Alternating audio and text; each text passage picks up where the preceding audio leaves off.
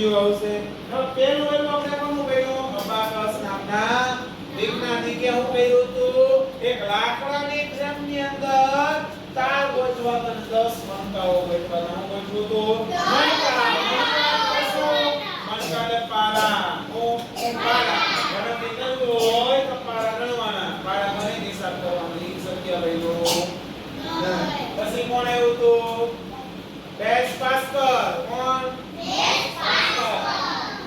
1842 ની અંદર બેસ પાસ્કલે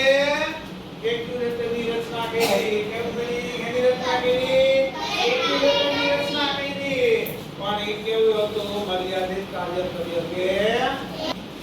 સ્ટોપ કરે પછી કોણ આવ્યું લેબેનિઝ લેબેનિઝ એ કેમ સેલમાં આવ્યો હતા કોણ યાદ છે કઈ સાલ 1890 માં ક્યારે 1890 માં લેબેનિઝે સરવાળા બાદબાકી ગુણાકાર ભાગાકાર વર્ગમૂળની ગણતરી કરી કેવું પણ કેવી ગણતરી મર્યાદિત કેવી મર્યાદિત કાર્ય કરી કેવી પછી કોણ આવ્યો 1822 માં ચાર્લ્સ બેબેજ કોણ આવ્યો કેવું ડિફરન્સ એન્જિન નામના મોડેલની ડિઝાઇન કરી કેવી ડિઝાઇન કરી હતી ડિફરન્સ એન્જિન નામના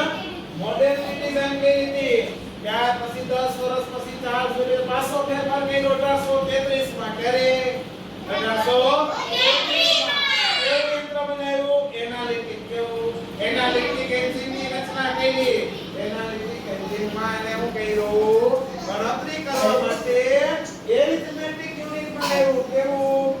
એરિથમેટિક યુનિટ બનાવ્યું અને કોમ્પ્યુટરના પિતા તરીકે ચાર્લ્સ બેબેજ ઓળખાણા એવું ટેકનોલોજીનો પાયો ફેલાયો એને શું કર્યું ટેકનોલોજીનો પાયો ફેલાયો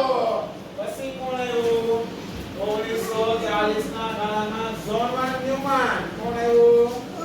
જ્હોન વાન ન્યુમન એને કહ્યું સંકેતમાં લખવાની સૌપ્રથમ